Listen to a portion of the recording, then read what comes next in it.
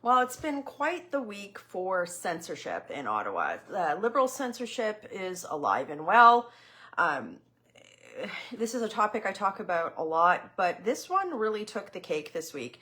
So I'm going to break down for you what happened with regard to liberal censorship this week, but then I want to break down a question that a lot of people have been asking, which is, why was a shady liberal allowed to sit in cabinet for as long as he did? So let's start with the censorship part.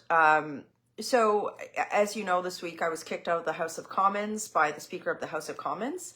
He is a Liberal MP, was elected as a Liberal MP, and he has faced major allegations of partisanship before. You can Google his name. It's not just once, but several times. So I was kicked out of the House of Commons for quoting the words of a Cree lawyer, and I was asking for Randy Boissonnault, a Liberal cabinet minister who's been embroiled in some pretty crazy things over the last year, for his resignation. So while I got kicked out of the House of Commons, he remained in cabinet. So I had to silence myself. My 100,000+ of my constituents were silenced, and he remained in cabinet. He did resign the next day, which is interesting. And I'm going to break down for you what happened and why it happened. But because we are censored, like the censorship is such a big part of this story, I need you to do something for me. Everything I'm going to talk about here, including the footage I'm going to refer to, there's a link in the comments.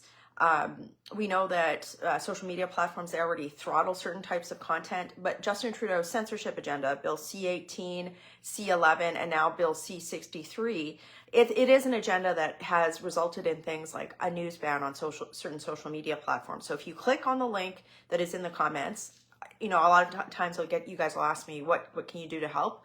Click on the link that's in the comments. You can read everything that I'm talking about there. But if you click subscribe to that, it's free. It also allows me to directly communicate with you and provide you with this information without Justin Trudeau being able to stop us from communicating with each other. So there's that link in the comments. Take a minute, click subscribe. It helps me out. And you'll see why this is so important in a second. So I got kicked out of the House of Commons this week. We'll be posting this video later as well too. After this happened, another Liberal got up in the House of Commons and read one of my tweets and said that I should be censored for this tweet that I issued. So not only are they trying to censor me in the House of Commons, but they're also trying to directly censor my Twitter feed. But I digress. Click subscribe on the link that's in the comments. Okay, so the question today is, why was Randy Boissonnault allowed to sit in cabinet for as long as he was? It's crazy, right? I wrote a piece today. The link is in the comments, as I was just mentioning. Please read through it. Everything's in there. But the opening paragraph, just to set the scene for you, for those of you who aren't aware of Randy Boissonnault and what's been happening in Canadian politics. This is the paragraph I used to describe it. Mr. Boissonnault has been the subject of nearly a year of TV drama-worthy scandal. This week, it was revealed that he had falsely claimed Indigenous ancestry and that a company he had owned had claimed Indigenous ownership.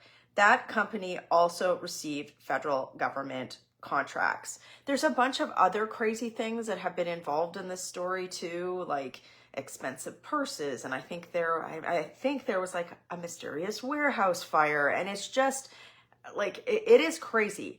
But like Justin Trudeau allowed this guy to sit in his cabinet for months while all of this was happening. And we know that there are other people in Justin Trudeau's cabinet who have had scandal after scandal after questionable judgment after questionable judgment, and yet he lets them sit in his cabinet too.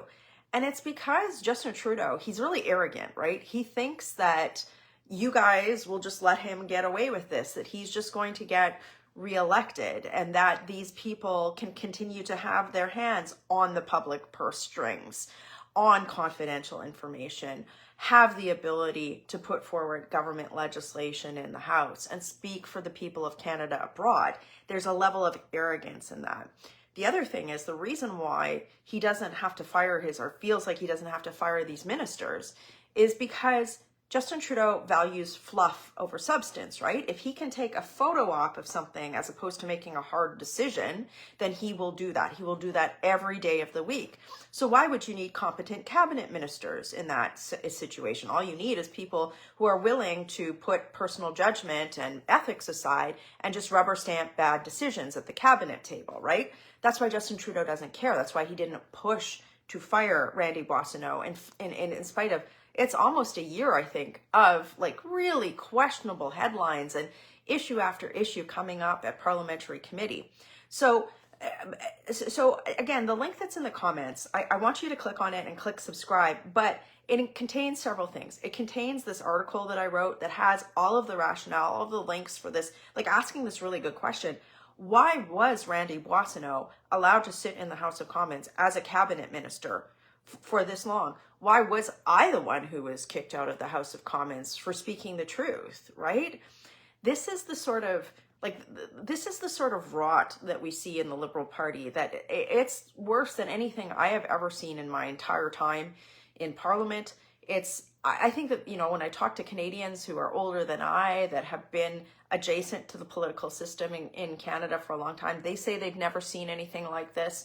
But it's important for you to see what happened, to watch it with your own eyes so that you understand like that this isn't a game. This is something that's actually happening in the House of Commons. It's happening in Canada. We're supposed to be this bastion of free speech and, you know, democracy. And yet we have a government that's poisoning that well. And they're poisoning the well by trying to censor Canadians. It's not just me. C11, C18, C63, these are all censorship bills. They're all designed to stop you from being able to speak your mind and share ideas. I don't care how you vote. At the end of the day, the government wants to be able to contain your speech and also be able to determine what is truth, right? That's why they have this censorship agenda. But you see it seep into the House of Commons. But they're also poisoning that well by allowing people like Randy Boissonnault to just sit in cabinet forever, essentially, until, you know, people rise up and say, no, enough is enough. I was really, you know, I'll be really clear. As a parliamentarian, I respect Parliament. I want it to function well. I didn't want to get kicked out of the House of Commons, but at the end of the day, the Speaker of the House of Commons made a decision to kick me out for a statement that stemmed from the words of a very prominent Cree lawyer who referred to what Randy Boissonnault did as identity fraud, right? He claimed Indigenous heritage and he didn't have it. So again, the question today is why did Justin Trudeau allow him to sit in cabinet as long as he did? Why are there other cabinet ministers who are sitting in cabinet who probably shouldn't be? It belies a bigger problem of the federal government, and it's a problem that affects you. You know, the government expect Justin Trudeau, the Liberals, all of these cabinet ministers, that arrogance that they can just sit in cabinet and have this poor personal judgment. They think it's okay, but at the end of the day, you're the one who ends up suffering the consequence, right? Through bad public policy that increased costs, led to the housing crisis, broke the immigration system, made Canada become an embarrassment with world allies. All of that lack of personal judgment means you pay the cost, right? And I'm not even sure if Justin Trudeau understands that, but it doesn't matter. Through his censorship agenda, we've got to push through it.